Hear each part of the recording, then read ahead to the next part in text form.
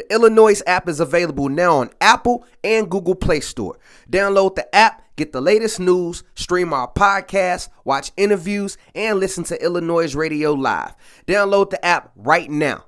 As we like to do at this time, we bring some of the illest guests from around the city and globe. And today we got my homie 8MatikLogan in the building. Yo, what's poppin', man? You feel me? Yeah, appreciate you having me.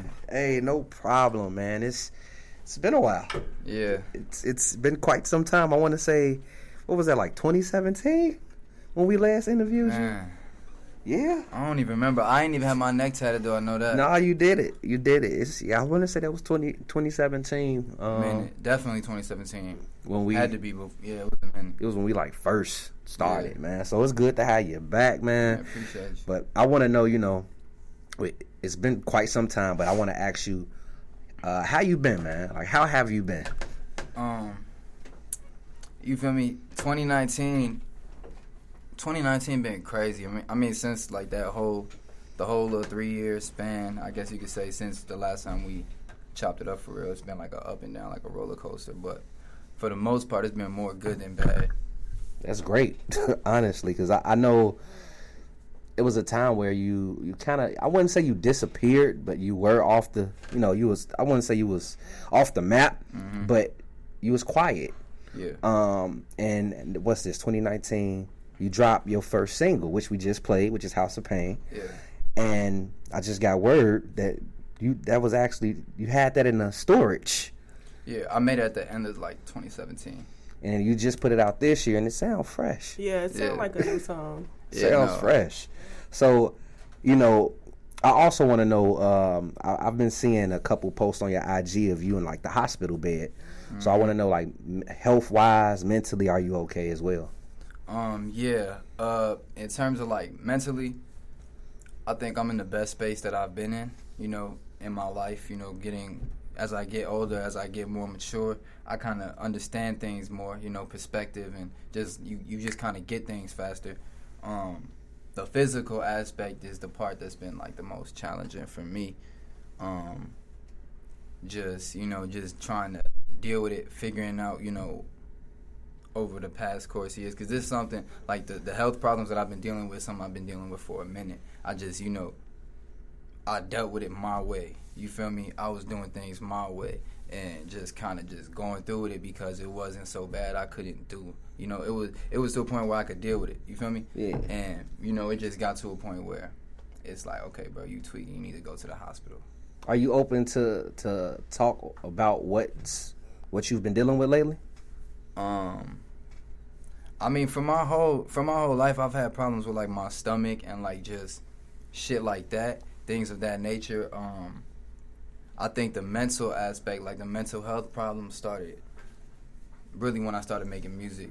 That's when I kind of started actually being aware and conscious of them. Yo, I'm tweaking. There's something wrong with me. Before, I just used to always be, it's you. And then, I don't know, once I started making music, it just, the spotlight shifted to me. And then, while other people are focused on me, you kind of focus on yourself too. And you kind of just dissect that and analyze. And then, on top of that, man, when I first started rapping, I did not think any of this shit was going to happen. It was because it was just on some fun, with the homies, in the summer. And then shit just started going. Views, then, all the stuff that come with it. So, if you wasn't planning that shit for real, it hits you fast. Wow. I want to say you're probably one of the first artists we talked to that spoke on that. Yeah.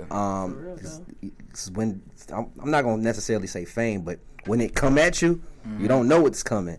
And I can say you've had some great success. I've been in this 7 years now, about to be 7 years. And what's crazy is outside of Chicago, I'm still a new artist. And that's a lot of people be like, how does that make you feel? And I'm like, bro, that's an advantage. Y'all capping. I'm a vet. But to everybody else, they don't know what it is. So when I come out and when they first see me, it's finna be a movie. Do you think with your path with you being in the game for 7 years, does that make you seasoned when you go out, like leave outside of Chicago? Like, does that make you more settled with your game? In terms of music or like the way I move or like what? Music and your approach.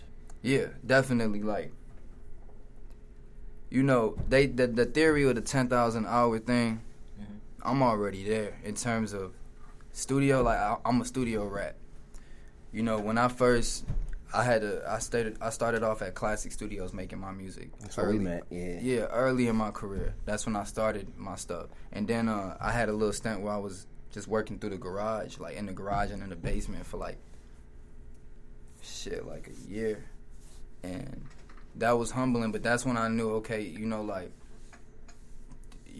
I started off in the trap, like, early. Like, when we was having fun, it was just a closet with a mic in the trap, you feel me? So it brought me back to that, and I'm like, bro, I'll just do whatever. Like, you just give me a mic right here. I remember I was in Atlanta. Me and Chase the Money was recording in our Airbnb. He was holding the microphone.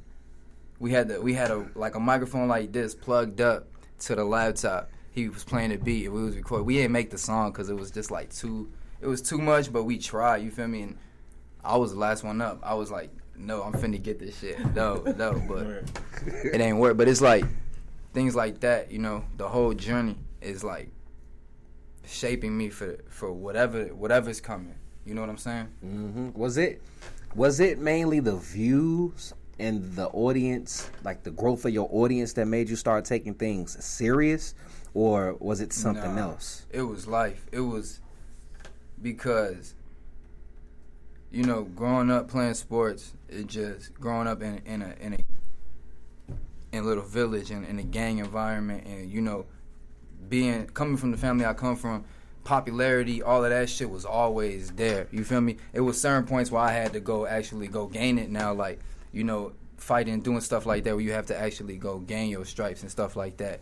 But, you know, the notoriety, all of that was always there. I think what really kind of distracted me, and I don't want to use the term derailed, but maybe derailed me mentally, was all the other shit. Like the people trying to kill me for no reason. Like, or for maybe it seemed like no reason to me, but I don't know why they was trying to kill me. You feel me? People trying to start rumors, start this and that, labels coming at me, throwing, you know, opportunity, shit that I was just like, yo, people dying. It's just like all type of shit happening too fast, and then before you know it, it's just like, hold on, let me take a step back. And then like bro was talking about time, the time just goes by like that. And this was all at a time when Chicago had just first popped off, you feel me? So I was also part of that underground, laying the groundwork shit. And it was just like, it's just a crazy, I stress journey. Like, that's the word I use a lot. And that's what it's been for me from the jump. It's just one big crazy journey. And I'm so happy you brought up that incident. I forgot all about that. Like when you were on the expressway and oh yeah, but that's not the only time that's not the only time they tried to like take me out. But like that's the closest they got. Damn. Can I ask, like, okay, so how does that really make you feel to be sitting here and telling us that like people have tried to off you? Yeah. Cause like you just say that so comfortably. He did. Well, it's because like, you know, growing up in that lifestyle, right, with my pops and just like the family, that shit becomes normal. And it's like I just lost my titi the other day to natural shit, like not no street shit, not no crazy shit, just natural shit, and that hurt way more than like. And it might sound fucked up, but it hurt way more than when my homies get killed in the street. And it was because I didn't understand it. I didn't get it. Like the street shit, it's like that's just the way it is for that lifestyle. And I don't know, man. It's like all this shit just crazy to me. It's just crazy. What was the question? No. She actually got sidetracked. No, she just said, because you seem to deal with that very well. Yeah. And I feel like that's not something. Like people, that's shit that give you PTSD. You know what I'm saying? Like Yeah, that I mean, shit. look, I can't even remember. I got short-term memory loss.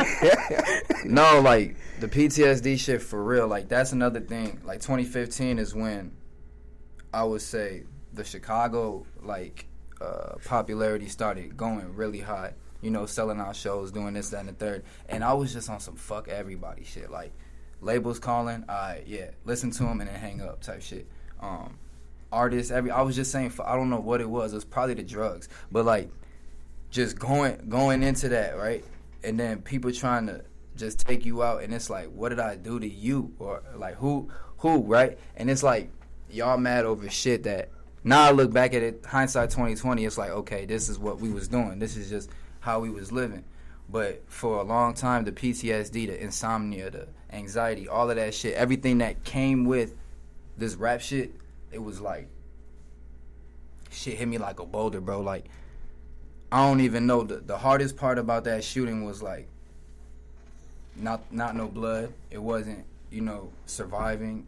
It was the fact that I watched it happen. I remember, I still see it. I can still see that shit to the day I die. No matter how many times people tell you to get over it or whatever, you can't erase what you've seen with your eyes. And it's like, I carried my bro in the hospital, you feel me? And for the life of me, for the longest, you know, the bullet grazed me in the head, and it was very slight, and I was blessed.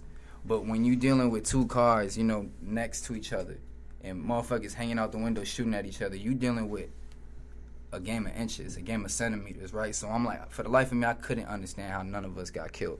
And it didn't bother me, but it ate me up. Like, it's people, like, some of my friends got shot one time, and, like, places you're not supposed to die, and they died, and it's like, why am I still here? And that's a question that I still don't got the answer to. Man. But that's where a lot of the mental shit stems from, because you could deal with harsh realities, you know what I'm saying? But it's the mysterious things that kind of mess with you. Yeah, it's like, why? Because you don't nobody know the answer to that. Man. Why was it like perfectly aligned? The speed of the cars, the trajectory of the bullet. You feel me? For everything for me not to die. And it's like, when you sit there and think about it, you really gotta. I'd be high as fuck thinking about it. But it's like, I don't know. I mean, you're a blessing, man. At the end of the day, God bless you. I mean, not just talent-wise, but He's blessed you in ways that you not going to ever figure out until you meet Him. Yeah. You know what I'm saying? God, so that's really what it is. You're here for a reason, and that reason you'll learn when it's time. Make sure to check out the iLLANOiZE playlist, in which we provide you with the latest tracks we play live on our show. Head over to Spotify and search iLLANOiZE Radio to follow our playlist, as well as follow our podcast. Now let's get back to the show. And we are back with the homie 8MatikLogan, man. How you feeling? I'm good, broski. Now, you know, last time you were here, I believe it was Lauren. Yeah. Well, it might have been Lauren Joseph. Yeah, man. Might have been Logan. I don't even know. Where did you find 8Matik? So, partially another reason why I feel like I took the 2-year, like, you know, to the outside it looked like a hiatus, but I was in the studio working. But, you know, I was going through like an artist identity crisis. Like, you know, dealing with all the real life shit, it messed me up so much. I couldn't figure out or remember who I was as an artist. And I was like, man, changing my name every couple months, trying to change my sound, like just doing all type of different things. And I think actually taking a step back and getting in the studio and just focusing on my craft helped me find myself. Obviously, you know, I was working towards that, you feel me? And so for 8MatikLogan, it just came to me. I think I thought of it the first day of the year. Like, that's when I officially changed it. This year? Yeah, I think it was like right after Christmas when I had started thinking of the idea. Because before that, my Instagram was like Forever Logan or something like that. And yeah, I was just like, man, it was the first day of the year, I think, where I was like, yeah, so 8MatikLogan is hard. Where does the 8Matik literally, where does it come from? Because when I think of 8Matik, I think of like automatic. I don't know why. Facts. That's like, so I was in a studio and I was locked in for like 6-7 months straight. We was just making records. Literally, it was like automatic. Like, you feel me? So I was like, yeah, I want to play off that. And then also, you know, I want to go back to Logan. Like, that was me. That was who I was. That's what kicked this shit off. You feel me? So I wanted to go back to Logan. And then the 8, you know, like I said, I was the Forever Logan. And then I was like, man, the 4, it's like some Chicago shit that goes into the numbers. But overall, the 8, the aesthetic is what I like, and you know, it stands for a bunch of other things in different like languages and cultures and stuff. So like it means like wealth and you know things like that. And if you flip it sideways, it's the infinity sign. So that's what I'm trying to make this shit forever. You feel me? So it kind of went back to the Forever Logan. I was just trying to figure out a way to really evolve the brand and the name. I think you did that. Yeah. Hey, the way I didn't know that 8 did all that. Right. Sideways was the infinity sign. You never did that? Look, okay, I might be. But it's also just like very aesthetically pleasing. Like it's symmetrical. It's like even on both sides. Like it's just a great number to look at. See? Like me, you feel me? I'm like, I know it's so behind this 8, man. It do fit you. I like it. I do And the like name it. hard. I like it. Like man. 8MatikLogan, when I first thought of it, I was like, oh, that's it. I was like, instantly, that's it. And it's another story that, like, kind of, like, added to it, but I might get sued, so I ain't even finna, we ain't even finna talk about it. I feel like the name kind of fits your whole look. Yeah. Like That's it's what I very was- edgy. Yeah, thank you. Yeah. I was like looking that. for something that kind of made sense, if that makes sense. Like, because everything, you know, even with my real name, there's a reason I went to Logan in the first place. I was just not fucking with my real name. So I don't know why I tried to go back to it. But, you know, it's just artist things. Like, we just in our heads. Do you think this name 8MatikLogan, is it like a full restart, or is you picking up where you left off, or you just? I think that was my bad, I didn't mean to cut you No, off. you good. I think that was the actual birth of, like, my professional, like, creative career. Mm. Like, everything before that I consider amateur. Right. Like underground, you know, that type, like, maybe, like, in an athletic Practicing. perspective, like, collegiate, like, you know what I'm saying? Gotcha. Like, gearing me for the big leagues. Because now, like I said, I'm a new artist to everybody else, but I got 7 years in this. I've been in studios forever. I've been around everybody. I rocked the show with Chance and Kendrick 4 or 5 years ago. Like, come on, like, Yeah, you and I'm still young. Like, I jumped off. I was 17. You feel me? Like, selling out back-to-back shows. Yeah. look, hey, bro, I was selling out Reggie's. I was selling out Reggie's in 2014, 2015. Mm-hmm. I ain't gonna drop no names, bro, but I was just at a show, a smaller venue, with people who are verified, thousands, hundreds of thousands of followers, still can't do that. And it's like, I was doing that 4 years ago, and we gonna see on the 19th, we gonna rock that joint out too, and it's like, we just did this, like, you feel me? Mm-hmm. So I like the fact that you just kind of brought up, you know, like being able to fill rooms, because we have conversations with a lot of artists on a daily basis that feel like, you know, numbers really matter, and to an extent they do. So like, how did you really like build your fan base? Because there are people that could never fill up a room. You know what I'm saying? Yeah. With their 100K followers. So like, how did you get to that point? You gotta, so when you look at, it's all this deception right now, right? Because all the numbers are inflated across the board. The industry figured it out, so they figuring out how to make it look 20 times better. It's the same thing they was doing before. So like, the numbers don't even matter right now. It's about impact, right? How could you directly touch people? And the good thing for me and what I think about my generation is we grew up, we was born right before the internet, and then We got to be adults right after the internet popped off. So like, this whole thing, we was learning. We know about the world prior and the world after, and the world during the process. So like, for me, I just think it's a combination of all of that. And what was the question again? I'm sorry, I keep getting sidetracked. Just like how you like and your fan base. Yeah, like, just like I said, going back to what I was born into. Like, you can't help what you're born into. Some people was born into money. I was born into a whole family of gangs and, like, you know, notoriety, and I was just born into that. And going to school, you feel me? It's just all the other shit. Before I started rapping, my first couple songs popped off, not like really big, but locally, because I went to 3 high schools, you feel me? Got kicked out of school for dropping a music video.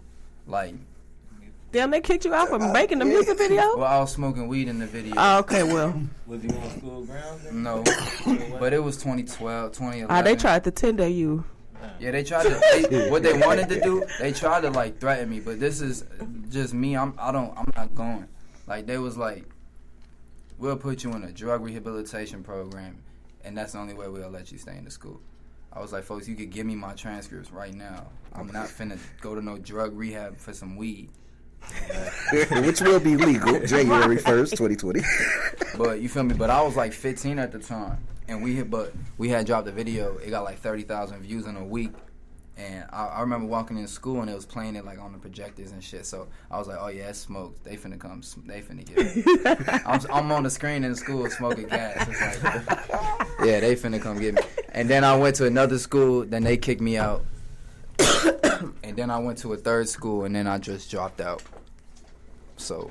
Yeah. So you must not have a hard time like just being transparent in your music, because it obviously seems like you know that you got to connect with your audience. So do you like you came and you sat and talked to us about like mental health issues, you know, like physical health. Do you ever find it hard to be transparent? Like, do you ever feel like maybe I'm putting a little too much of myself into this? Yeah, I think that was a part of the reason why I was going through the identity crisis. Was like I was trying to, you know, I started off with like on some fun music, and then my first mixtape was really feel music, like emotional. It was because I was off the drugs. I was really just trying to tell people about me and my life. And I went through a stage where 1636 was probably my dopest body of work. And I won't even try to recreate that because I'll never be in that space again. Mm-hmm. But the mental aspect of that, it was just like, I really just want to say the drugs, like, for real. I don't know any other way to put it.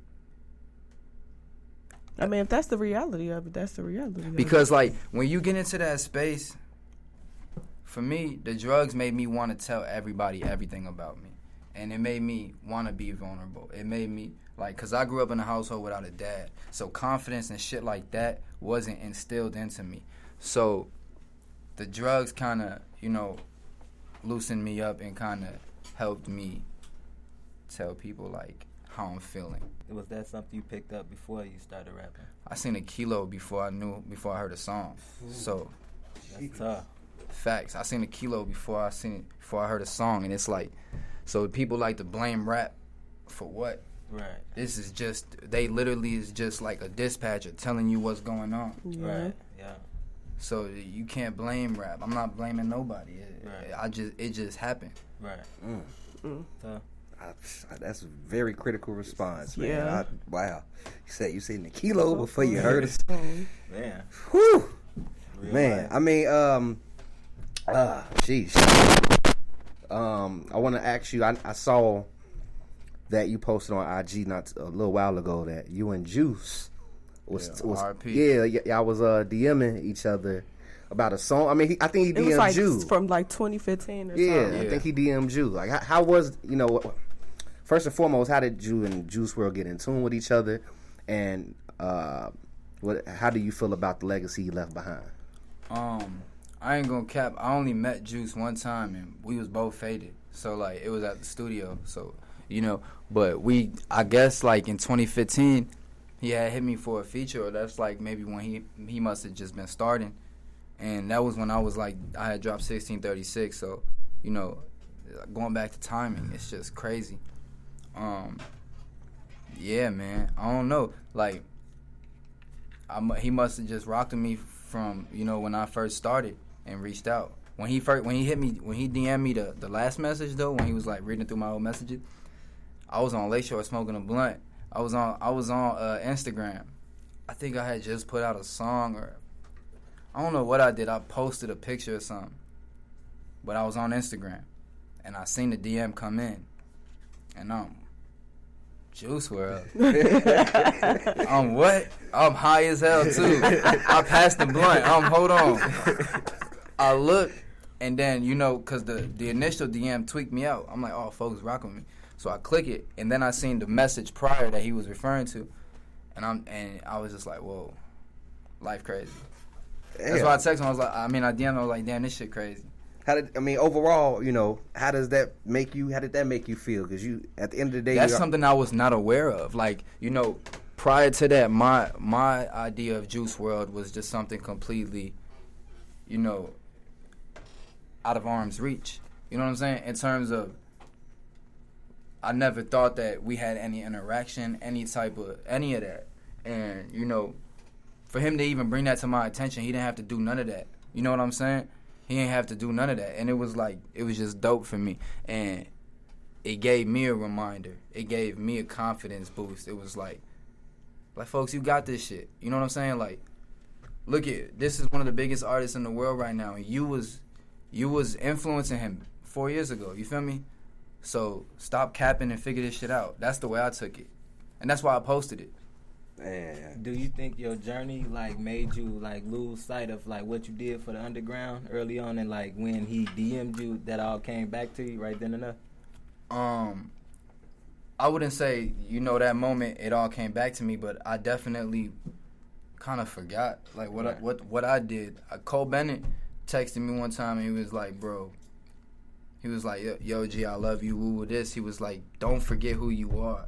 Yeah. He was like, remember who you are. And, you know, it's shit like that helped me get back, you know, out of that funk that I was in. And, you know, you can call it depression. You could call it just identity crisis, whatever you want to call it. Mm-hmm. But, you know, definitely I felt like people just took everything I did for granted. Right. And just, I wasn't getting no love. And I don't know why I felt like that, because there was love there. It's just not what I was looking for. That might be, and it was selfish. It could be a chance that was true though, because you trying to rebrand yourself and stuff. So a part of you was leaving your old self behind. Now you coming into a new self. All right, Jimmy. I'm sorry. No, it's a transition. Yeah, it's a transition. For you real. see that for your transition. No, you ain't capping, bro. Yeah, definitely. Yeah, like it's really. I get high a lot, and I think about this like all the time. I made a tweet the other day where it was like, man, I really can't even sit down and watch a movie. Like, I'm so like, I got like that Kobe mentality, like psychotic, obsessive. Like I need this, and I'm not going to stop. Like, I sit here and I watch a movie, and you know, I see a $20 bill in the movie, and I stop, and I'm like, no, fuck that. I'm about to go listen to some music. I need to figure out how I'm gonna get rich, cause that money, I want that money right there. And it's like, that's where my head is right now. And I've been trying to get into that mindset for years. But, you know, it could just be a grown thing. Like, you know. You've matured. I can definitely say I've seen you mature, or mature, however they say that word. Mature.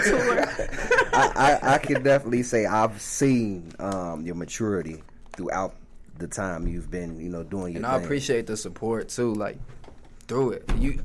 You one person, bro, that I could reach out to, and you gonna rock with me. Whether my name is Garbage Bag, whether my name is Blue Wall, it don't matter what I could be making. I could come to you like, look, bro, I just made this song with no vocals. It's the next, and you're gonna be like, hey, bro, you know what? I rock with you. And that means a lot, though. That means a lot, though, because I know it's genuine. Hey, no problem. Hey, I'm gonna give everybody a quick story.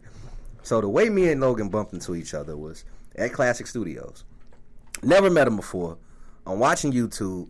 A recommendation pop up. It's his video, False Alarm, I believe it was. Yeah. His video pops up. I'm like, okay, this interesting. I'm gonna watch it. I watches it. I'm waiting on my session. I'm like, man, whoever in this studio taking forever. So lo and behold, he walks out of the studio section. I'm getting ready to go in. I'm like, I just saw your video on YouTube. I'm like, hold up. And that's how we end up linking. And I'm like, it's just crazy how ironic that was. Yeah. And we've been in tune with each other since, man. And yeah, I mean, at the end of the day, that's but just. But you'll be shocked at how many experiences I have like of that nature. And I think that's the energy. Is like, I'm not here to force nothing. Like, that was just like, in a sense, fate. Like, you know, just bringing two people that was eventually gonna fuck with each other together. Yep. And it's like, that type of stuff happens to me a lot, where people are like maybe even listening to a song and they meet me for the first time, and it's like just weird little things like that kind of I noticed, that kind of, you know, like patterns. Make sure to check out the iLLANOiZE playlist, in which we provide you with the latest tracks we play live on our show. Head over to Spotify and search iLLANOiZE Radio to follow our playlist, as well as follow our podcast. Now let's get back to the show. Welcome back to the show. We still got 8MatikLogan in the building with us, and you know, you've had a pretty interesting 2019. If I'm not mistaken, you know, back in, I think that was May. I want to say it was May, where you inked the deal with ATS at the studio, which is under L.A. Reid's. Dang, I forgot the name Hitco. of. Thank you, Hitco, which is under L.A. Reid's Hitco. So I mean, how did you land that, or how did that come about for you? Well, I signed to ATS. I started working at ATS in 2017. That's when I had made House of Pain. Like, that's when I made House of Pain at the studio. So yeah, I signed to ATS way before I signed to Hitco. The Hitco deal was in May. So it's two. So it's like it's a separate partnership. It's like Hitco is the label, and then ATS is like the imprint.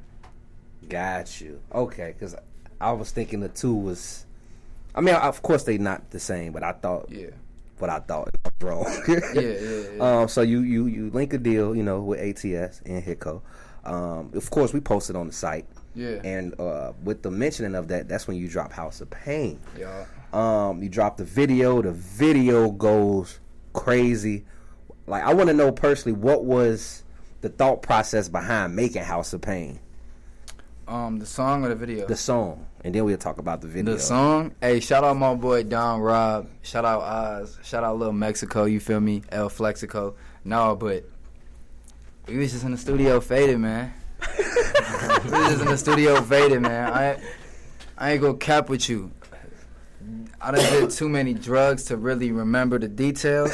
But we was in there, just capping it off. My boy Don Rob really cold with it. They actually had the record already started and shit when I had got in there. It was down there around this time, 2017 though. And another thing what make that track unique is that was like your first track that you released in quite some time. Yeah. And were you at all like shocked at how well it did? Not necessarily, because in my eyes, I never have expectations in terms of numbers, right? But I always have expectations in terms of response and impact, and I wanted it to be felt. I just, forget the song. I wanted me coming back to be felt, and that's what I accomplished, and that's what I wanted to do with that. I feel like you've done that. Yeah. It was a great way to come back. Yeah. It was a great way to reintroduce you as 8MatikLogan. And it was a great way to introduce the partnership with ATS and Hitco. Yeah. I feel like the way you guys marketed and the way that the record was presented, it was spot on. Because me, being a music lover, especially a supporter of your music, I was missing you, man. Yeah. I'm like, damn, where Logan at? He been gone for a minute. I get DMs every day, bro. To this day, you still? I got DMs right now in my DMs, like, bro. I could, if I go in here, I could pull them up. Probably one from today, if I look, where somebody's telling me to drop music, and it's like, how does that make you feel, man? That shit makes me feel. It's like a love-hate thing, right? Because you love that people are just dying to hear you, but you hate that you can't fulfill or provide for them right now. You know what I'm saying? Mm-hmm. So it's like a love-hate thing, but in the same breath, you can't give them too much right away. So you love that they want more. I was gonna go through my DMs, bro, but it's all good. It's all good. That's why I threw that at you. I'm like, okay, let me, at least see with your fans reacting the way they do. That also lets people know that it's real. It's organic. There's no faking what you bring to the table. I've seen how your audience react to your music in a live setting. But that's still, taking a few years off, that dwindles a little bit. So you gotta relay the foundation and, put some more groundwork in and rebuild that. Like, kind of what we're doing with this show and what I'm going to be doing moving forward in 2020. Like, building that back up and building something that they not finna be able to take it from me. Ever. You know what I'm saying? They not going to take it from me, period. What's the hardest part for you making your, comeback? Like, what eats you up inside? I did it already. It was thinking of it. It was actually, that's it. It's the ideas.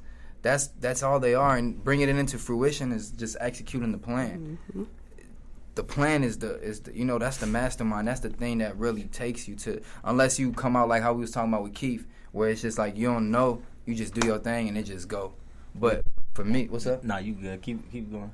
No, for me, for 2020, that's how I'm approaching it. I got my plan, and that was the hardest part, was getting to this part for me.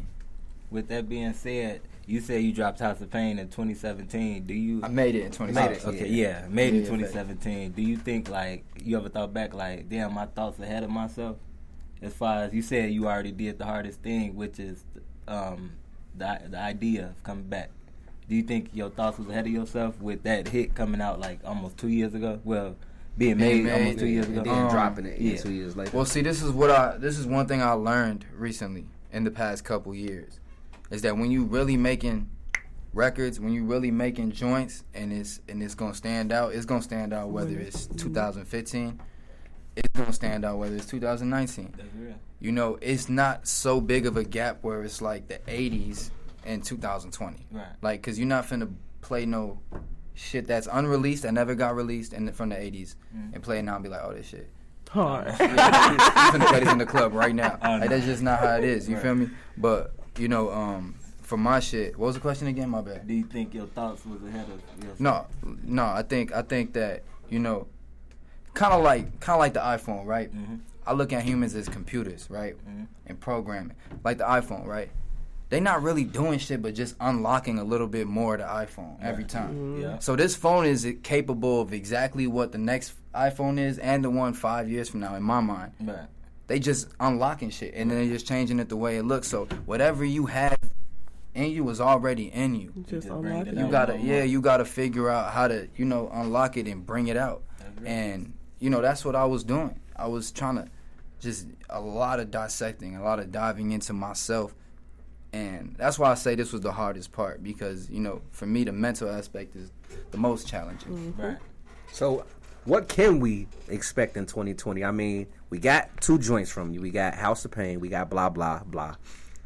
I know you got music in the chamber, because our last headline, I think that was in 2017 at Wire, you performed some songs I've yet to hear. Yeah. Mm-hmm. So, I mean, and they still not out.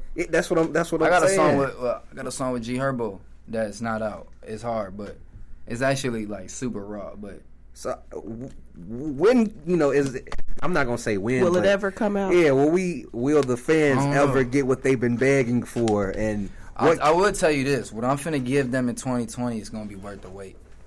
No cap. I ain't playing. Like, I'm not playing around. But yeah, that's all I'm gonna say. I can't get look. You giving us the iPhone 6 right now, baby. You gonna give us a little bit of 6 Plus? Oh God.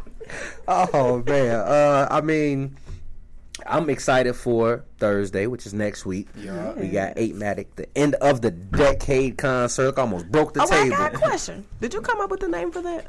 Yeah, and like on the spot. When I saw the name, I'm like, oh, I like that. Blew my mind what he said. I was like, end of the decade. I'm like, okay. Here go me. Yeah, let's do 8Matik live. Hold on, bro.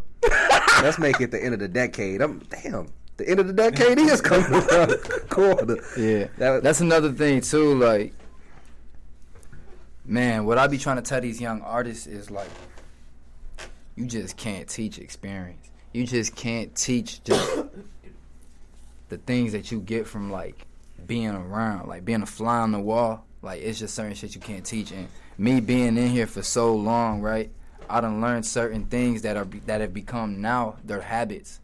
So, like, getting into the studio 30 minutes early, stuff like that. I look at it like sports, and it's like applying all of that to this has just made it so much. I don't even want to say easier. It's just fun. It's more fun. It's smooth. Yeah. It's like organized. Yeah. You know what I'm saying? Organized chaos. And you taking responsibility. The young artists, man, just focus on your mental health, like, and you take care of yourself. Man, Pops is on his way home. Yeah. How I want to know, like, how will that influence you, or how will that impact you actually? Him coming home? Yes. I don't know. Are you like worried at all? Are you nervous at all? It's a feeling. I don't know what it is though. You know, he been gone for 15 years, so I don't know. You excited? Yeah, definitely geeked. I talk to him all the time. He tells me a lot of stuff. Like since he's been gone that long, what's one thing that he stayed telling you to just keep you motivated and not put you in the same position? One thing that I could remember him telling me even before he got locked up is just don't trust nobody. Don't trust nobody. I don't care who he is, who she is, what they did for you, none of that. He was like, in the blink of an eye, it'll all go south.